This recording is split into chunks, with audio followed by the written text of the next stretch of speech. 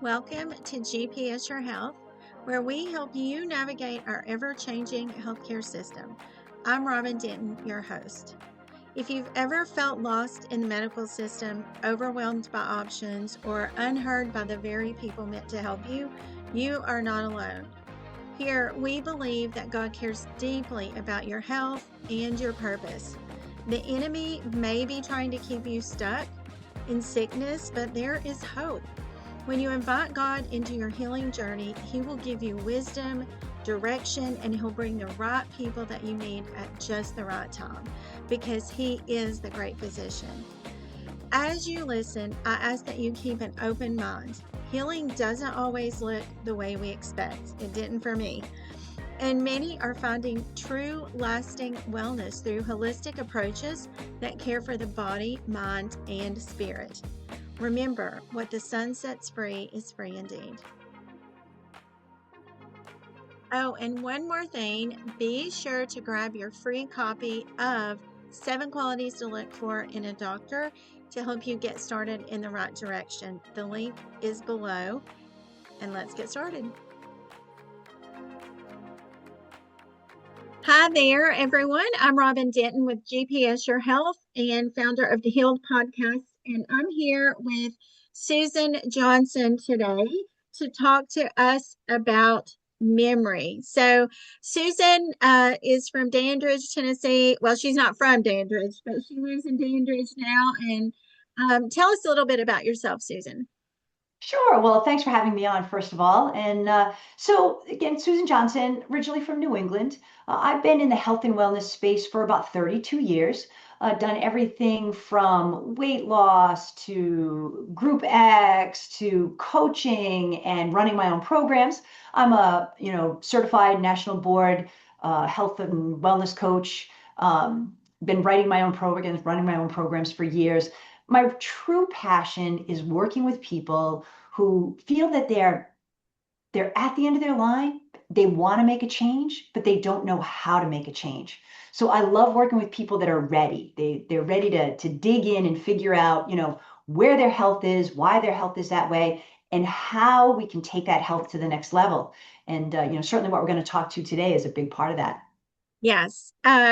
So you do health coaching, but you have recently added a new tool to your tool belt, a new program that really focuses on memory, and it claims to be able to prevent or even reverse Alzheimer's, which is huge, huge breakthrough in science.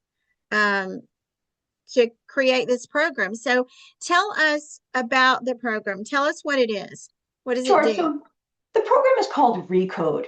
I'm Recode certified, which means that I am certified to coach people in Recode. It was created by a gentleman by the name of Dale Bredesen, MD. Dale Bredesen's been around for years. He wrote his first book, The End of Alzheimer's, all the way back in 2016, and it was revolutionary. Because what he said was, and this is a great analogy, he said, listen, the body is like a roof with about 30 holes in it. And we have to figure out how many holes we need to plug so that there's no rain coming in. And every person is different. So we need to look at every part of your lifestyle: sleep, stress, exercise, food. We need to look at molds, toxicities. And if we can cover up enough of those holes and get you feeling a certain way, we can actually stop, we can slow, or we can actually reverse cognitive decline. And he just finished a huge study. They did a year-long study where they proved that this works. I mean, the study was fascinating, and they had amazing results with the people that were actually in the program and followed it. And those results were, I mean, scientific based. Like they actually could prove those results that people's memory increased. It actually got better. And Maria Shriver is actually a proponent of Recode. So this is really exciting. Tell tell us first of all, tell us about just a little bit about Alzheimer's, um, about the different types of Alzheimer's, so we can kind of become familiar with what actually does that mean when you have memory loss versus dementia versus Alzheimer's? Sure. So it's really interesting when they poll people, they have national polls about what their greatest fear in life is when it comes to their health. Many people would think cancer, but when they do these polls, they realize that more people are afraid of losing their mind, having Alzheimer's, dementia, or something like that, than they actually fear cancer. Because the thought is that something like Alzheimer's is not curable. The other thing that people think of is the fact that they might have a parent or a grandparent or an aunt or someone that actually passed away from Alzheimer's, and they feel that it's genetically, that's it, I'm going to get it. That's not the case. Just because you have an Alzheimer gene or a genetic disposition, it has nothing to do with whether you get Alzheimer's at age 50 or 60 or 70. Your lifestyle is what determines a genetic expression. There are many people that get Alzheimer's from other things. There's actually 6 types of Alzheimer's. I'll go over that in a minute. But the other thing that people don't often know is that Alzheimer's actually starts in your 20s and 30s. They can now look back and say, we can look at people's brains and their lifestyles in their 20s and 30s and look at things like blood sugar levels and inflammation and those type of things and predict whether they will get Alzheimer's in their 60s, 70s, or 80s. And Wow. you and I kind of talked a little bit about this before, but the average age for Alzheimer's is actually not old, right? What did you say it was? No, 49. 49, That's younger exactly. than me, Susan. Exactly. And it's getting younger and younger all the Mhm. time because there are all these lifestyle factors that are creating more and more of this type of thing. So people say, well, okay, well, how do I know if I have Alzheimer's? Well, that's it's a big thing to talk about, but let's start with the beginning. So there is SCI, MCI, and then we fall into Alzheimer's and dementia. SCI is subjective. Why did I come in this room? Where did I put my keys? Where's my phone? All right, what's that person's name, right? The little things, right? So you think, okay, no, does that mean you're going to get Alzheimer's? No. But at 49, at 35, we shouldn't be worrying about where those keys are. And again, it doesn't mean you've got it, but it means, hey, maybe I need to watch this, right? Because there are times when we're just tired and we just don't remember things. But that's a little red flag, right? We should be able to have a really good memory into our 80s and 90s, okay? Then we go into MCI, mild cognitive impairment. These are, this is when other people start to notice. I remember with my dad, I'll never forget it. We were driving somewhere and we pulled up to a traffic light and there was a green arrow that had a red light over it. And he looked at me and he said, I, I think I can turn here, right? And I was like, whoa. I mean, my dad was a doc. He was a surgeon. He was a very successful surgeon, right? So that's when other people start to notice that maybe something's going on. And then from there, it gets to places where you can test for things like general functioning, memory. There's all types of testing that they can do. There's some free testing, then there's obviously paid for testing that you can do. So those are some of the little things that you want to look for. But there's other markers that you want to think about. Do you have insulin resistance? Do you have prediabetes? Do you have diabetes? One of the types of Alzheimer's is basically 1.5. They call it, what do they call it? Glucotoxic, meaning that the sugar levels are actually causing some of the inflammatory responses in the body that will express some of the genes and things that happen. So it's fascinating. There's where are you in your 30s? I run programs where we wear glucose monitors. People are shocked by the things that actually spike their blood glucose or keep it elevated for a long time. So very interesting. So the types of Alzheimer's. So there's 6. So I'm going to pull it because I want to make sure I get it right. I've got it right here. Hold on. So type It's okay. 1, well, I always get them. I get them mixed up. So type 1 is inflammatory. They call that hot. So these are things like inflammation, diabetes, right? Then they have atrophic. Atrophic is considered cold. And this is when things for women, especially, things like their hormones are out of balance. Hormone imbalance is a big precursor to dementia. It could be they don't have enough vitamin D, enough vitamin C. Maybe they don't have the right B vitamins. So when someone has this atrophic, it's a very easy one to fix because it means they have to balance out the body's vitamins, minerals, and things like that. Then you have type 1.5. That's the glucotoxic. That's the true diabetic, way too high sugar level, causes dementia. The third one is called toxic or vile. This is really interesting. So people who have like the MTHFR gene, which means they don't detox well, people who have gotten, maybe they worked in industries where there was a lot of toxicity, plastics, gasolines. This is a toxic type of Alzheimer's. I have a good friend who actually has mercury poisoning from being a dentist, right? That's toxic.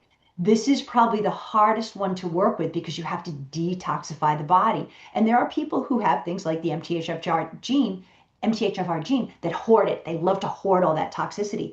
They have to get rid of it. It could also be something like mold, right? Mold could be a big thing. Or they're now looking at things like EMFs. They don't know, but that's the new one that's coming up. The next one, type 4, is vascular. This is one of the ones my dad had. So when you don't have a good vascular system, so you don't have good blood flow, you can get Alzheimer's from that. And the last one is traumatic. So traumatic brain injuries. Maybe you were in a car accident. Maybe you did certain sports. Maybe you had a lot of concussions and those type of things. But the most interesting thing about this is that you can actually have more than one. You could be glucotoxic and toxic. You could be atrophic and inflammatory. And when you join a program like Recode, what they'll do is there's a certain set of tests that they run looking for inflammation. They're going to look at your genes, things like the APOE4 gene, which is the genetic gene, or your p-tau 17, again, one that can be a precursor to amyloid plaque. And they'll come back with a report and they'll actually show you where you are with each one of those particular Alzheimer's so they know how to attack your body because everybody's different. Wow. Well, and that makes me think, I saw on the website that the increase of dementia is 373% for 30 to 44-year-olds. And that just makes me think, ever since 2020, circulation, that our circulation was really affected as an entire population. Absolutely. And we know that things like long COVID, right? Mhm. Long COVID, we also know that, no judgment, but we know that some of the vaccination can be an issue for certain people, right? Mhm. COVID could be, and so we know that it's created some blood flow issues. We know it's created some heart issues. We know it's created some immune issues. So again, that we can see that it is increasing and it's increasing younger and younger and younger. The good thing is that if you are willing to do the work, it can be reversed, stopped, slowed. Mhm. Unbelievable. Yeah, which is amazing.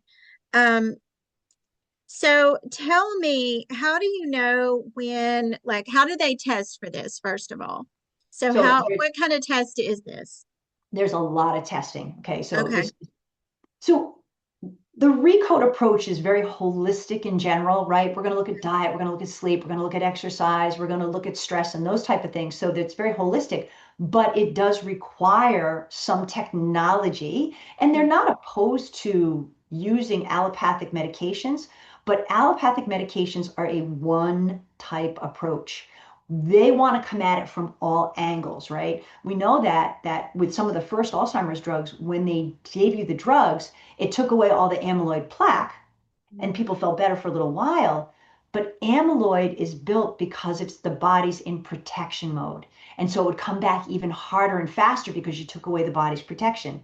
So what we're trying to do is we're trying to get it from being in that protection phase, I've got to protect my brain, to being, I can build, my neuroplasticity. I can think better. I can do all those type of things. So there's blood work. They're going to look at your C-reactive proteins. They're going to look at your vitamin D levels, your vitamin C levels. They're going to look at your hormone levels.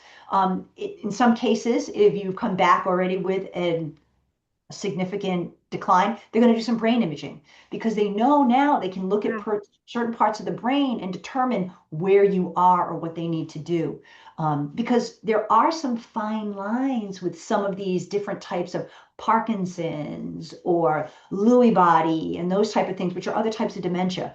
So they do have a way to kind of hone in. It's not inexpensive, that's for sure. But for those people that are willing to do the work and want to catch it early, it is life-saving. And even people who have the genetic disposition, which we should probably talk about, can push this off into their late 80s Oh, wow. just by doing certain things.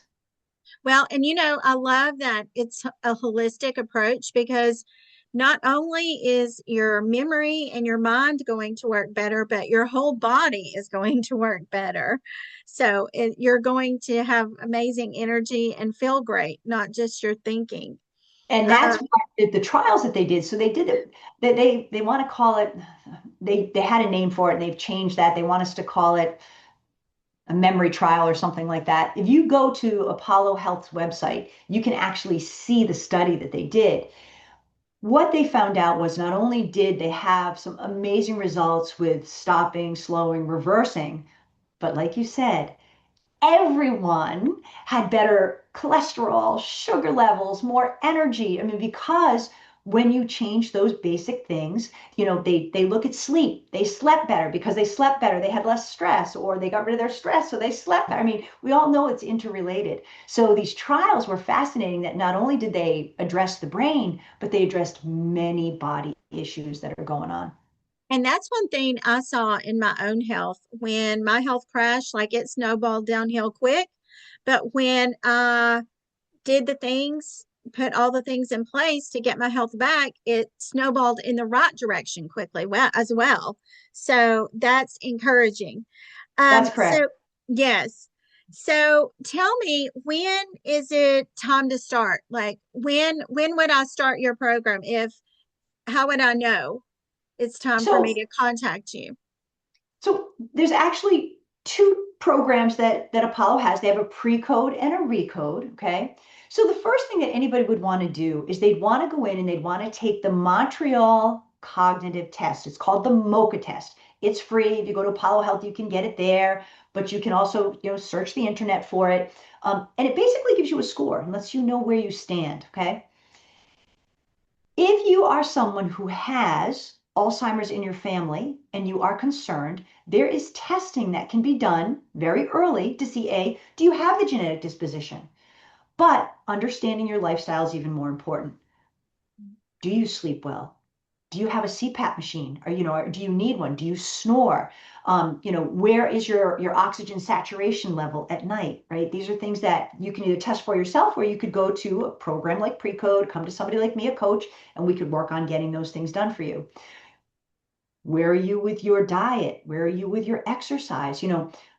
The 30s, the 40s is a tough time for a lot of people. They're in the height of their, I'm, having kids, I'm making my lifestyle. They don't always make time for exercise. That's going to have an impact on them later on in life. Where's their blood sugar level? People don't understand that blood sugar is greatly affected by stress and sleep. Um, I did a recent trial with the glucose monitor. I run these programs, and the one thing that probably 8 out of the 19 people that were in the study said, I had no clue how stress affected my body. I eat really well. I kind of did it because I thought it would be interesting. And then I realized that my stress level actually keeps me in the pre-diabetic level. So these are things in your 20s and 30s you can do. When you get a little older, again, you've got that. We need to determine MoCA test. If you score poorly on a MoCA test and you are older, there's a second test that you would take. You determine, are you in SCI, MCI, and then we'd either put you in a pre-code or a recode program. A recode program, there are recode doctors around the country. You would set up an appointment with them. They would do an assessment. And then what they'll do is they will run all the blood work. They'll give you this amazing report that tells you more than you'd ever want to know about your body, including, where are you on that? 1, 2, 1.5, 3, 4. Where are you on that? and then they would set a protocol. And different docs do different things. Not every Recode doc does exactly the same things. Some docs really specialize in hormones. Others might specialize in technologies like hyperbaric chambers or those kind of things. These are things that you would work out with the Recode doctor that you have. And like a good friend of mine, I recently gave a referral to one doc. And when she met with them, she said, I really think I need to send you to this doc because he really specializes in toxicity. Mold is a huge one. Many people with mold will end up with Alzheimer's. Your moldy house, a moldy building, a moldy workspace. And so there are docs that work specifically with mold and mold toxicity and trying to reduce that mold toxicity. So again, some of it becomes, what type you have, but any of the Recode docs can do that. And So, then, first step, take the assessment online. And then, how can people, and I will put a link to that yep, in the comments. And then also, how do people reach you? yep, How can people get a hold of you? yep. So people ask, where does somebody like me fit in? I'm not a doc, I'm a health coach. So we fit in a lot of different ways. First and foremost, if you are at the point where you do have Alzheimer's, it's been diagnosed and you're with Recode, they often love for you to work with a health coach. They know from these trials that you need to jump in with both feet and you have to be strong. It means a huge change in your diet. It's a mildly ketogenic diet, but all the crud has to go. It's home cooking, it's ketogenic, it's no more sugars, it's no more processed foods, it's eating out becomes very difficult, right? I mean, you have to be willing to make those kind of changes. That's tough, but it's not undoable. You have to be ready to, to do all these things and then talk about sleep and exercise. So a coach like me comes in because we can actually keep you on track.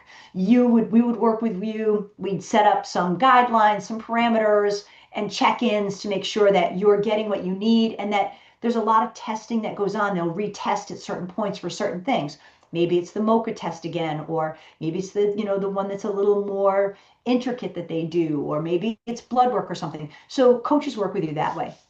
For those that come up with something mild or they're concerned, you can come to somebody like me and I can help you with pre-code. I can help you get the testing done and I can actually work with you with your report to figure out where are you most in jeopardy of potentially getting Alzheimer's. And we can work through that as a health coach. I can work with you and we can come up with, goals and set in check-ins and those kind of things so that I can work with you. My own website is myhealthyreboot.com. I do a lot of other programs. I do glucose monitor programs. I do elimination diet programs. I do just general health coaching. And again, I love to work with people who are ready to make that kind of change. So it is interesting. There is one thing we haven't talked about that we probably should just mention, and that's that there is a genetic disposition for Alzheimer's. There's a gene called the APOE4 gene.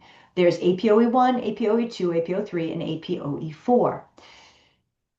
Ones, twos, threes, no problem. Okay. You get one gene from a mom and one gene from a dad.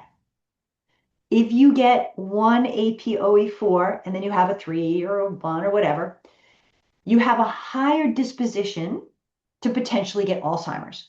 Your lifestyle will determine that. Mhm. But it means that you, of all people, need to be a little more careful. If you get one from your mom and you get one from your dad and you have dual APOE4s, okay, so you get the two, these are the people that have to work the hardest and stay the cleanest to push that off for the long term. One of our family's good mentors actually had four. He found out he was living in a moldy house. He did all of that. He's pushed it off into his 80s. So he's lived an amazing lifestyle. Again, has had some struggles in the last couple of years, but it's in his late 80s. I Yeah. want to live to be my late 80s, right? So Right. again, so they'll do that type of genetic testing with you to see, do you have that disposition? Because it does change things. But understand that Alzheimer's is not a genetic disease. It is a lifestyle disease. Well, and it's so important for people to get that support because when you are trying to make changes in your life, you know, the least things can be discouraging. And so it's really important to have somebody there cheering you on and saying, okay, that's okay that you fell off the wagon, get up and get back on, and really cheering you on and giving you that support that you need. Yeah, So, and even more important, learning what your strengths are when it comes to your character so mhm, that we can play on those strengths because we all mhm, have weaknesses, but we all have strengths. And we need to figure out what those strengths are. Maybe you're stubborn, maybe you have a lot of patience. I don't know. There's a whole test that we run. It's a personality test that we run on people just to see what their strengths are, because that allows us to coach you better, because then we can rely on those strengths and we can understand where our weaknesses are, and we can work people through that. It is a lot, but mhm, it's doable. And I can say from my own personal health coaching, when people come to me because maybe they've been given a diagnosis of, listen, we're going to have to give you more insulin, or you're going to have to go on insulin, or your cholesterol and it's more medication. We can do amazing things within a short amount of time if you are motivated. The hardest time for most people is when they've had that motivation, they've reached a really good point, and they feel really good, mhm. and little things start to sneak back in. Ah, That's when a health coach really comes into place, because that's when yes. we can really help keep you on track and make sure that you're still following all the things that you need to follow. Well, and one other thing I saw that I thought was interesting is that the on the Apollo website, they offer a food program, right? To They make it do. even easier for you to follow the rules or stick to the diet. So it really um Yeah. makes it so easy. And the training on it, they call it keto flex 12-3, right? So why do they call that? They want you to be mildly ketogenic, and they want you to at least have 12 hours between your last meal and your first meal. If you are APOE4 positive, they want that to be stretched out, and they want you not to eat within 3 hours of your bedtime. This is huge because the body needs that time to digest so that when you go to sleep, it can work on detoxification. There's a lot that goes on at night in your brain, moving around memories, sorting things out. And if you eat at 10 o'clock at night and go to bed at 10:30, and then you wake up at 5 because that's when you go to work, you haven't had a lot of time. You've only had 7.5 hours. You haven't had a good amount of time. And you immediately get up and have something to eat. And so yes, so there's, those type of things that go on. And they have that great meal program. So they're delivered right to your door, right? Yeah. I mean, it's kind of like Blue Apron, except it's all cooked for you and you drop it in. So they've thought about all these things because they do know that there are certain people, either maybe you live alone or maybe you live a busy lifestyle and you don't have that opportunity to cook all those meals and do all that. Again, so I've known about the end of Alzheimer's since 2016. In 2020, they created the actual Recode program. And I watched it because I've always been very interested in it. But it was kind of in its baby beginnings. They were trying to figure it out and how are they going to work it? Well, in 2026, this program is really very well established. Mhm. They have an amazing website. There's amazing trainings and there's groups and I mean, again, it is designed to make you successful, but you have to be willing to put in the time. And having somebody like a health coach that's going to be rough on you when you need to be rough, we need to step our foot, but also cheerlead you on when you're doing all the right things is really important. Yes. Well, it sounds like they've covered all the bases, and you can go on the website and look at testimonies, and I mean, it's just an amazing program.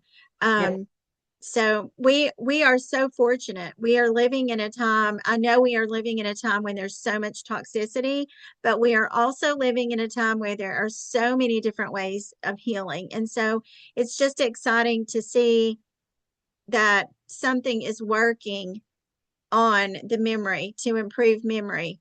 Yeah, Uh, Dale Bredesen absolutely believes that Alzheimer's is going to be just like high cholesterol, high blood pressure, that it doesn't mean it's not the end of the world. It's basically one more thing that you work with, right? And again, we know that wouldn't it be great to have a pill for an ill, a quick brain fix, but there really is no quick brain fix. It really is about your lifestyle, just like high cholesterol, just like high blood pressure, just, all those types of things, diabetes. He really believes that in 10 years, Alzheimer's will not be scary, that it will be like high blood pressure or diabetes or those type of things. He I honestly love believes that. that. Yeah. I love that. Well, thank you so much for being on the podcast today. And I'm excited to head people your way that need your services, because this is amazing work that you're doing with this program. So Yeah, thank and you so I'm much. no problem. I'm super passionate about it. I do tele, so I do Zoom, or I also do in person if you are in the Eastern Tennessee area, and I can help you with finding, Recode docs. There are no Recode docs in Eastern Tennessee, but that doesn't mean you can't have a doc. There are docs that do telehealth from all Mhm. over. And again, this is where a health coach really comes into play. So there's a lot of opportunity. And thank you for having me on. I really appreciate it. I love talking about my passion and Yes. I love to help people find where their health can go. Yes. Well, thank you so much. And thank you for listening, everyone. And I will see you next time. Thank you. Thank you for joining me today on GPS Your Health. If this episode encouraged you, brought you clarity, or helped you just feel a little less alone on your journey, I invite you to share it with someone who may need the same hope. And if you haven't already, be sure to subscribe to the podcast, leave a review, and share it with others. It helps this message reach more people who are searching for answers. You can also connect with me beyond the podcast by visiting my website and joining me on Facebook and Instagram for more encouragement, resources, and guidance on your healing journey. Remember, you don't have to navigate your health alone. God sees you, He cares about every detail, and He is guiding you toward healing, one step at a time. If you are ready for support in finding the right doctor or exploring the next step in your healing journey, be sure to connect with me and check out the resources in the show notes. Until next time, stay the course.